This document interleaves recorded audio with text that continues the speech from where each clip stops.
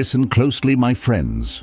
You wake up, and before your feet even touch the floor, before the coffee brews, before the notifications flood your screen, you have already decided what kind of person you will be today. Not consciously, not deliberately, but through habit, through default, through the accumulated weight of every morning you never chose. Most people spend their entire lives reacting to their alarm, reacting to their boss, reacting to their fears. They call this living. The Stoics called it sleepwalking. Marcus Aurelius, emperor of Rome, commander of legions, master of the known world, woke up every single morning and fought the same war, not against barbarians, not against senators, against himself. He wrote in his private journal, words never meant for public eyes. At dawn, when you rise reluctantly, let this thought be present. I am rising to the work of a human being. He had to remind himself. The most powerful man on earth had to remind himself why to get out of bed. Because the battle is not out there. The battle has always been in here. Today I am going to give you 7 lines. Not affirmations, not feel-good quotes. 7 philosophical weapons, forged in the furnace of Stoic thought, tested across centuries of war, exile, slavery, and empire. That, if you say them every single morning with full understanding of what they mean, will not just change your day. They will dismantle who you were and rebuild who you were meant to be. But I need you to stay with me, because these are not 7 simple sentences. Behind each line is a philosophy, a framework, a way of seeing the world that took the greatest minds in human history decades to articulate. I am going to give it to you in one sitting, so settle in. This is going to take time. Great things always do. Why the morning is a battlefield. Before we get to the 7 lines, you need to understand something that most people never grasp. The morning is not a gentle beginning. It is a negotiation. A negotiation between who you were yesterday and who you are capable of becoming. Every single morning, 2 forces meet inside you. The first force is inertia, the gravitational pull of your habits, your comfort, your old identity. It whispers, stay, rest. It can wait. You are fine as you are. The second force is virtue, the part of you that knows you were built for more, that knows comfort is a slow death, that knows the unexamined life leads nowhere worth going. The Stoics understood this war better than anyone. Epictetus, born a slave, rose to become one of the most influential philosophers who ever lived, taught his students that the very first act of philosophy is waking up. Not waking up physically, waking up mentally. He said, first say to yourself what you would be, and then do what you have to do. Notice what he puts first. Not action, not productivity, not a morning routine. Identity. First say to yourself what you would be. Before you do anything, before you check your phone, before you eat, before you speak to another human being, you must declare who you are. Because if you do not declare it, the world will declare it for you. Now, some of you might be skeptical, and I respect that. You're thinking, this sounds like motivational fluff. Saying words in the morning doesn't actually change anything. Let me address that directly. The Stoics were not mystics. They were not asking you to believe in magic. They were philosophers, yes, but also engineers of the human mind. What they understood intuitively, modern neuroscience has now confirmed. The first 20 minutes after waking are the most neurologically powerful moments of your day. Your brain transitions from theta wave activity, the drowsy, dreamlike state, to alpha waves, which represent a calm, receptive, highly programmable mental state. In this window, your critical filter, the part of your mind that evaluates, judges, and resists new information, is at its weakest. What you feed your mind in this window does not just influence your mood. It literally shapes your neural pathways. The thoughts you repeat become the roads your brain defaults to. The words you say to yourself become the unconscious scripts that run your behavior all day long. The Stoics called this prosoch, the practice of attention to oneself. Marcus Aurelius practiced it every morning through journaling. Epictetus taught it as the foundation of all philosophy. Seneca built his entire morning around letters and reflection. They were not doing this because it felt nice. They were doing this because it worked. Line 1. I am the author of my reactions. Nothing outside me has power unless I grant it. Read that again. I am the author of my reactions. Nothing outside me has power unless I grant it. This is not a comforting thought.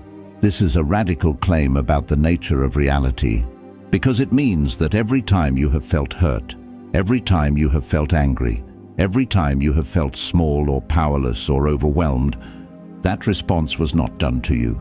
It was authored by you. Now, I need to be careful here, because this idea is wildly misunderstood. The Stoics were not saying your feelings are wrong. They were not telling you to be cold, to be robotic, to suppress emotion. Marcus Aurelius wept when his children died. Seneca grieved openly. Epictetus lived in chains. They were human. They felt everything. But they made one distinction that changed everything. The distinction between the impression and the assent. Epictetus laid this out with surgical precision. He said, "Men are disturbed not by the things which happen, but by the opinions about the things." Here is what he means. An event happens in the world. Let's say someone insults you. Marcus Aurelius had perhaps the hardest job in the world when it came to controlling reactions.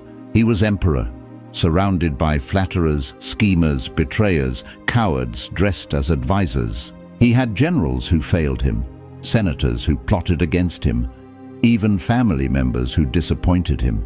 And yet, the Meditations, his private journal found after his death, reveals a man in constant, disciplined practice of this exact principle. He writes to himself over and over, "When you wake up in the morning, tell yourself, the people I deal with today will be meddling, ungrateful, arrogant, dishonest, jealous, and surly." This is not pessimism. This is premeditation. He is preparing himself in advance to not be surprised, not to be triggered, not to react from impulse. Because a man who has already anticipated difficulty is a man who has already won the first battle. He continues, "But I have seen the beauty of good and the ugliness of evil, and have recognized that the wrongdoer has a nature related to my own, not of the same blood or birth, but the same mind, and possessing a share of the divine." He doesn't just control his reaction. He reframes the person causing difficulty as a fellow human being, struggling with their own darkness.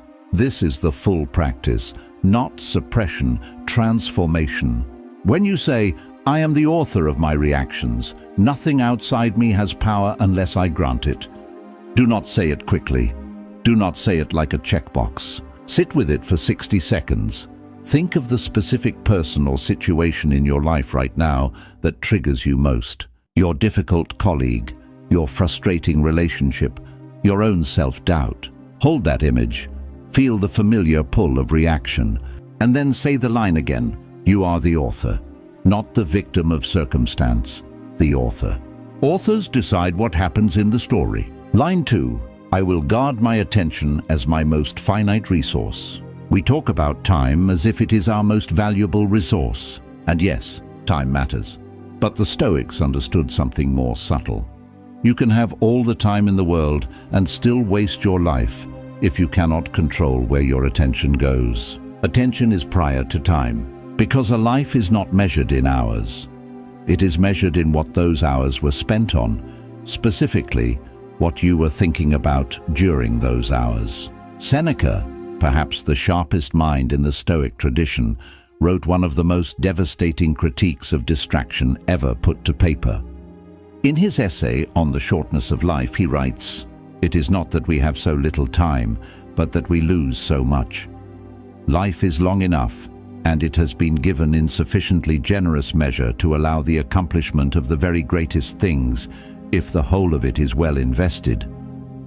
He wrote this 2,000 years ago, before smartphones, before social media, before 24-hour news cycles and infinite scroll and notification badges designed by billion-dollar teams of behavioral psychologists to hijack your attention. If Seneca was disturbed by the distractions of ancient Rome, what would he say about your morning? Here is what the Stoics teach about attention that most people completely miss. Attention is not neutral. It is formative. What you repeatedly attend to shapes your character, not just your mood, your character. Marcus Aurelius writes, "The soul becomes dyed with the color of its thoughts."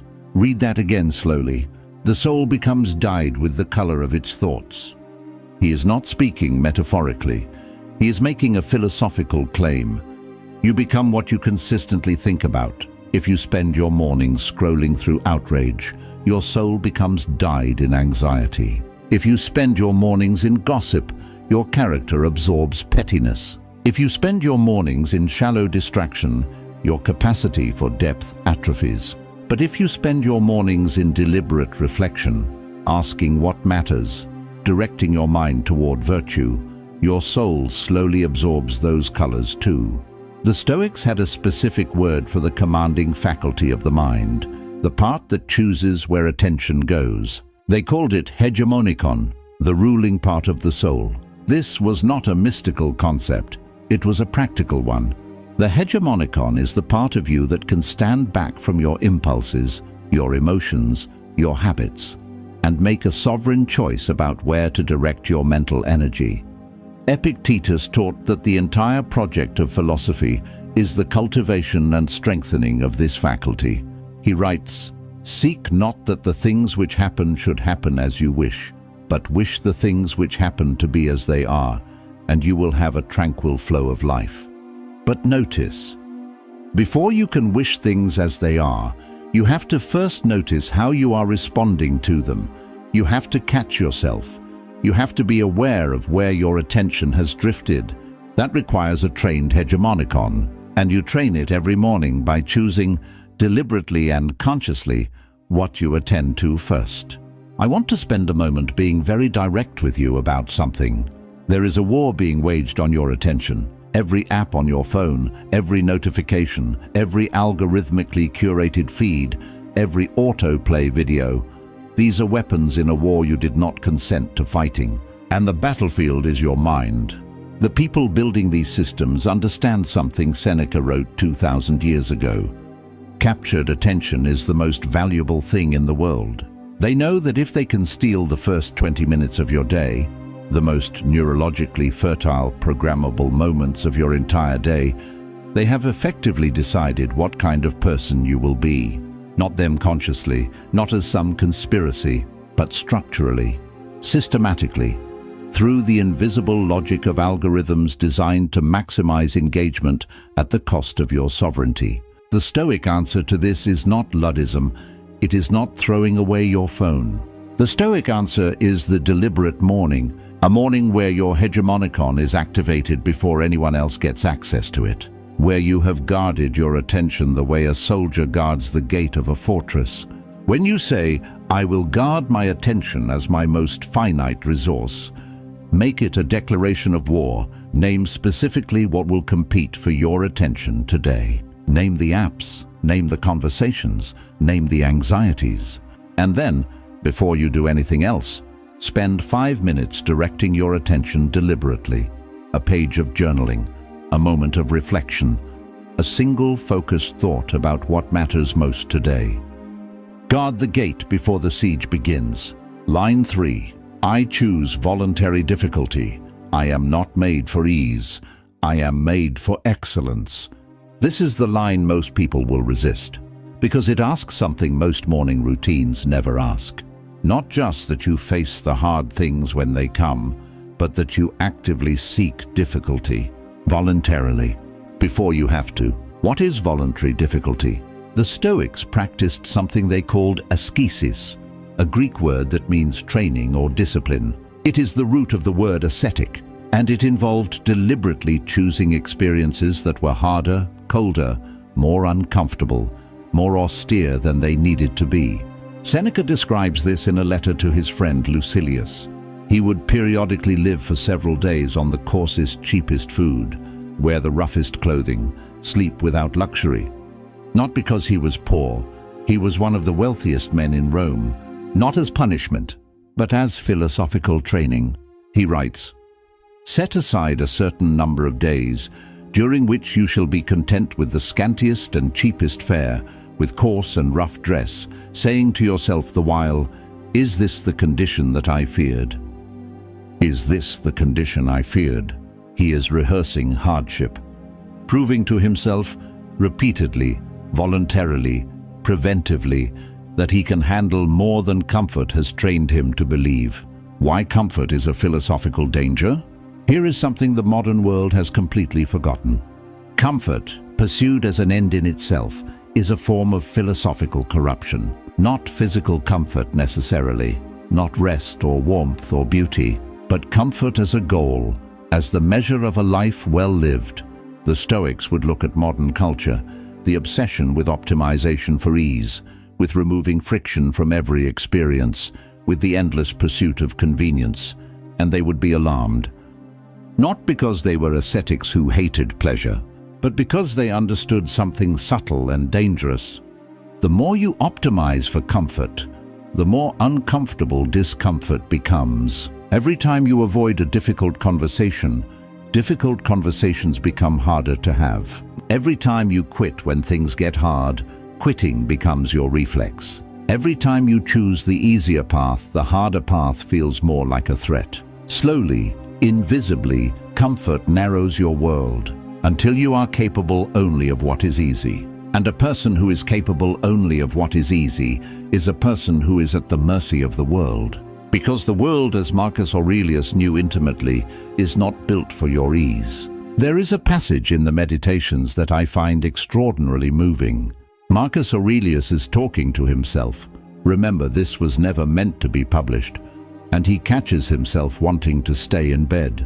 The Emperor of Rome, the man with more power than any other human alive, lying in bed, not wanting to get up.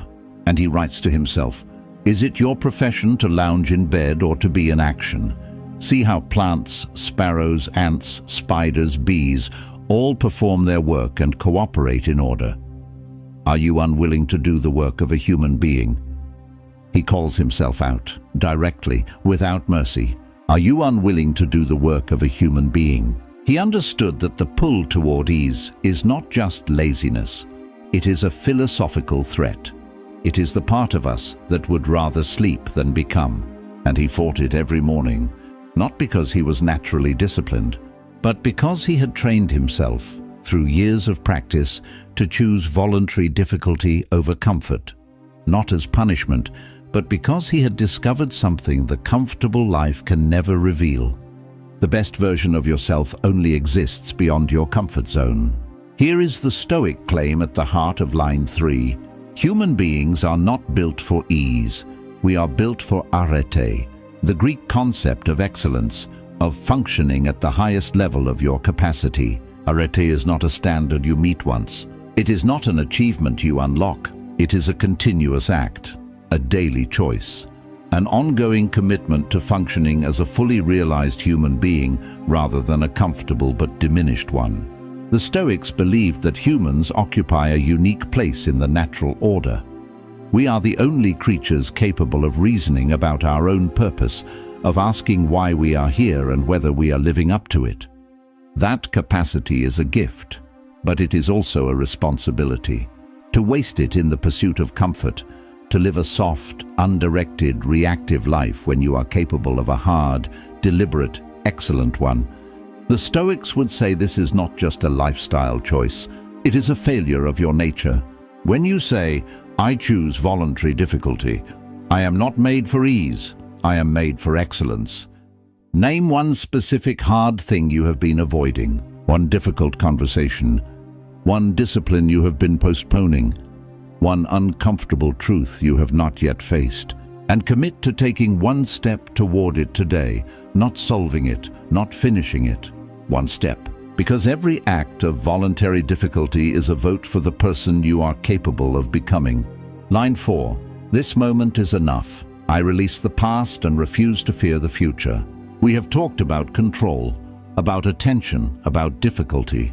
Now we need to talk about time. Not productivity, not schedules, but your actual relationship with time, the way your mind moves through past and future, and what that movement costs you. The Stoics had a remarkably clear diagnosis of why human beings suffer. Not because the world is cruel, though it sometimes is. Not because life is unfair, though it sometimes is, but because of two habits of mind that almost every person in every era shares: regret for the past, anxiety about the future. We drag the weight of things that cannot be changed. We fear the arrival of things that have not yet arrived. And in doing so, we miss the only moment that actually exists. Now, Epictetus writes, "Never let the future disturb you. You will meet it, if you have to, with the same weapons of reason which today arm you against the present." Marcus Aurelius is even more direct. Confine yourself to the present, not as a spiritual slogan, as a philosophical imperative. Here is something worth sitting with. Most people have never fully inhabited a present moment in their adult lives. They are physically present but mentally absent, running simulations of past conversations they wish had gone differently, projecting catastrophes onto futures that may never arrive. The psychological term for this is rumination, and research suggests that the human mind is wandering from the present moment roughly 47% of waking time. Nearly half your life is lived in moments that do not exist. The Stoics would not be surprised by this statistic. They observed the same tendency 2,000 years ago and built an entire philosophical practice around combating it. They called it prosoch, attention to the present, the cultivation of full awareness of what is happening right now, in this breath, in this moment. Not as mysticism, not as meditation for its own sake, but because the Stoics understood that virtue can only be practiced in the present. You cannot be courageous in a memory. You cannot practice wisdom in a hypothetical future. You can only act, only choose, only be, right now. Now I want to introduce a concept that sounds dark, but is, in truth, one of the most liberating ideas in human philosophy. Memento mori, Latin for remember that you will die. The Stoics kept this thought close, not as morbidity, as medicine. Marcus Aurelius writes, "Think of yourself as dead. You have lived your life. Now take what's left and live it properly." He also writes, "Perfection of character is this, to live each day as if it were your last, without frenzy, without apathy, without pretense." When you truly absorb the fact that this moment, right now, reading these words, will never come again. When you truly understand that the morning you are living right now is a morning that future you, on some last morning, would desperately want to have back. The past loses its grip, the future loses its terror, and this moment becomes luminous. Not because everything in it is perfect, but because it is real, it is now, and it will not come again. Seneca writes one of the most beautiful passages in all of ancient philosophy about this. He says that life is divided into three parts: the past, the present, and the future. The past is certain but cannot be changed. The future is uncertain and has not yet arrived. But the present is so brief that it can hardly be grasped. He writes, "Omnia aliena sunt, tempus tantum nostrum est." Everything else is alien to us. Time alone is ours. And yet, he observes with devastating clarity, this is the one thing we give away most carelessly. We give it to distractions, to worries, to other people's priorities, to the noise of a world that has no interest in your flourishing. When you say, "This moment is enough, I release the past and refuse to fear the future," take 3 full breaths. On the first, let go of something from yesterday that is still clinging to you. On the second, release a worry about tomorrow. On the third, arrive fully in the present. Feel the weight of your body, the temperature of the air, the reality of being alive right now. You are here, this is enough, begin. Line 5. My purpose is not comfort, it is contribution. We have reached the line that separates those who live philosophically from those who merely talk about it, because it asks the question that most people spend their entire lives avoiding. What am I actually here for? The Stoics had a concept called oikeiosis, roughly translated as familiarization or appropriation. It describes the way in which Stoic philosophy expands the circle of what you consider yours. At first, what feels like yours is narrow: your body, your immediate desires, your family. But as you develop philosophically, the circle widens. Your community becomes yours, your city, your civilization, humanity as a whole. Marcus Aurelius, who could have justified the most extreme self-interest as emperor, writes repeatedly about his duty not just to Rome, but to humanity. He writes, "What injures the hive injures the bee." He writes, "We were born for cooperation, as were the feet, the hands, the eyelids, the upper and lower rows of teeth." He writes, "A man's life is a mere moment, his existence a flux, his perception clouded, his body's composition corruptible. What then can guide a man? One thing and one thing only: philosophy." And what does philosophy teach ultimately? That you are not the center of the story. Here is something counterintuitive that the Stoics discovered. The more intensely you focus on your own happiness, on your own comfort, pleasure, reputation, security, the less of it you experience.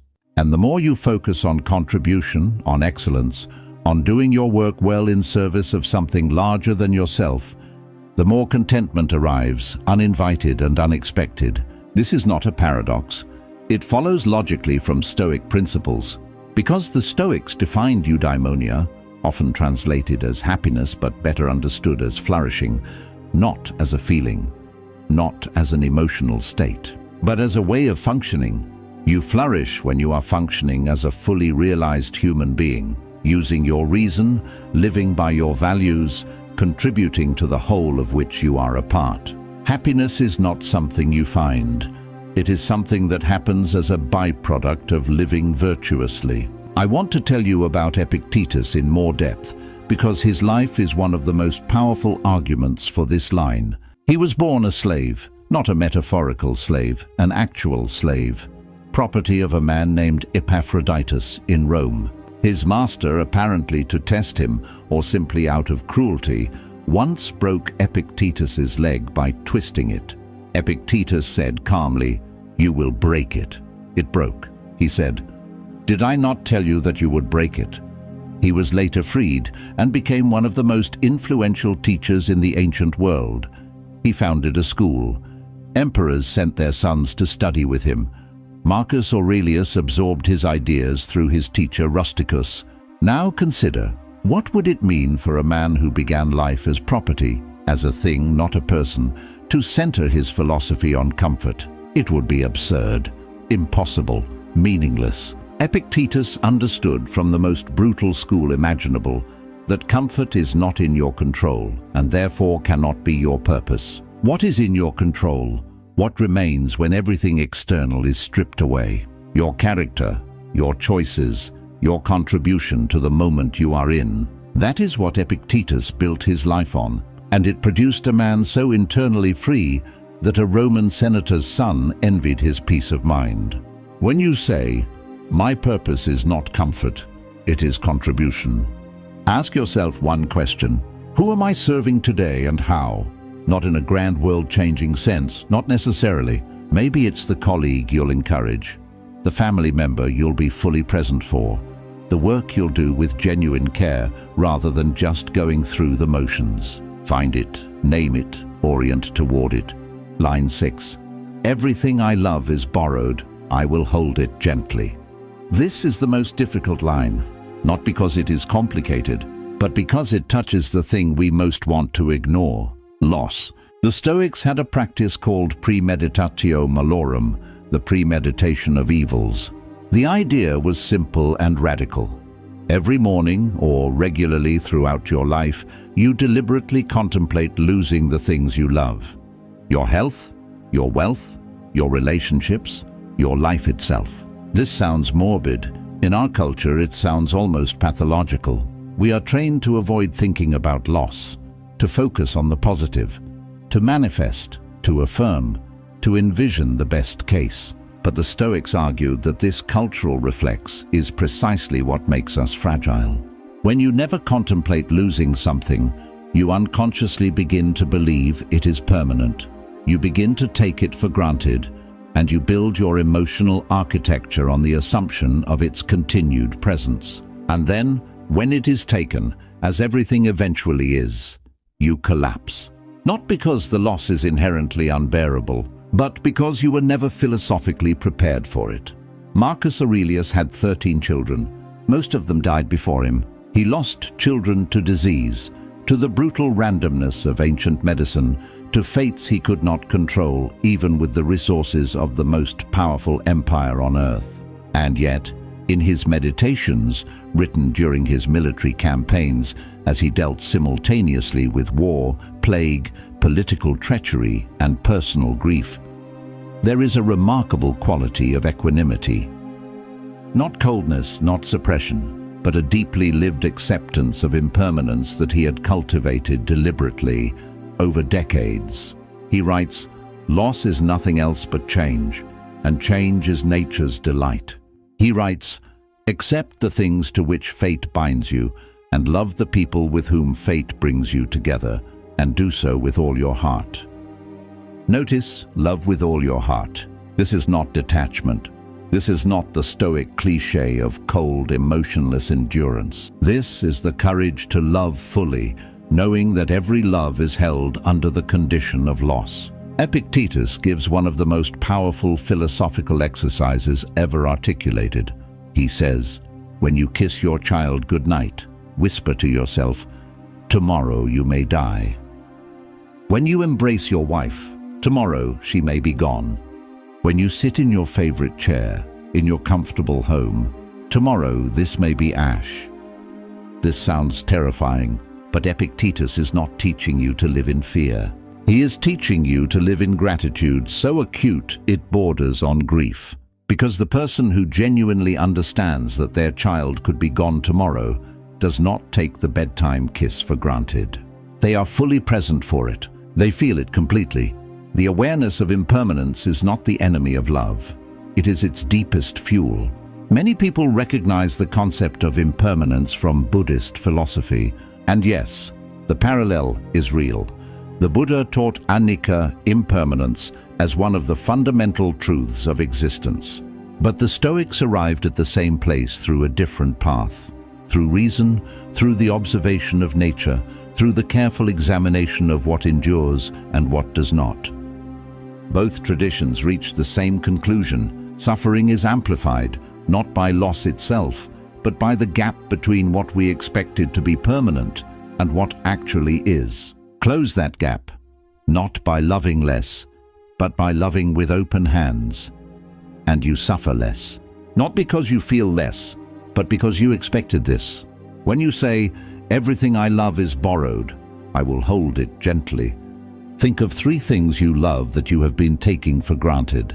A person, your health, a capacity you have. Feel the weight of their potential absence, and then go toward them today with more fullness, more gratitude, more presence than you would have otherwise brought. This is not pessimism. This is the deepest form of love.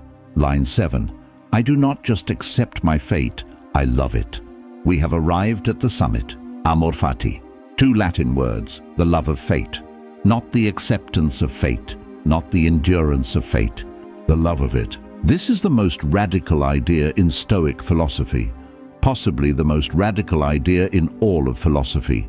And if you can genuinely embody it, not just say it, but live it, it will make you virtually undefeatable. What is amor fati? Marcus Aurelius writes, "A blazing fire makes flame and brightness out of everything that is thrown into it." He is describing a quality of character that transforms rather than merely endures. Not, "I can tolerate this," not even, "I accept this," but, "I will use this, I will transform this, I will make something extraordinary out of exactly this." Nietzsche, who was deeply influenced by Stoicism, coined the phrase amor fati in the 19th century, but the concept is pure Stoic. My formula for greatness in a human being is amor fati, that one wants nothing to be different, not forward, not backward, not in all eternity. Not merely bear what is necessary, still less conceal it. All idealism is mendacity in the face of what is necessary, but love it. Love what is necessary. not despite its difficulty, because of what it makes possible. Marcus Aurelius writes, and this may be the single most practical piece of philosophy ever recorded: the impediment to action advances action. What stands in the way becomes the way. Every obstacle, every setback, every failure, every loss contains within it the specific material needed to build the specific version of yourself that could not have been built any other way. The betrayal teaches you discernment. The failure teaches you humility. The loss teaches you gratitude and presence. The hardship teaches you strength you could not have developed in comfort. There is no version of your best self built on a frictionless path. The best possible you is built from exactly what has happened to you. I need to address a common misunderstanding. Amor fati is not fatalism. It is not passivity. It is not resignation. It does not mean whatever happens is fine. I have no agency. I will simply receive. It means something far more active. Whatever has happened is now the material I am working with, and I will work with it completely, enthusiastically, without reservation. The runner who twists their ankle can resent it, resist it, rage against it. Or they can say, "This is my reality today.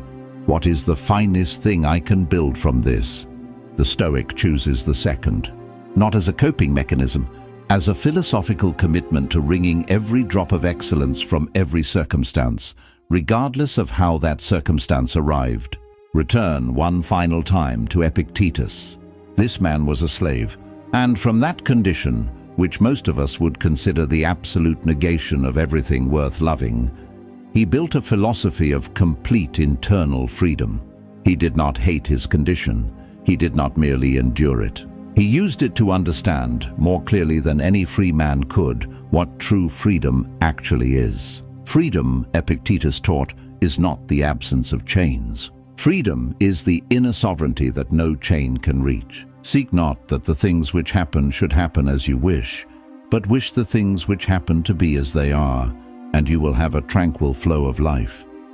This is amor fati, from a man who had every reason to curse his fate. He loved it because it made him exactly who he needed to be.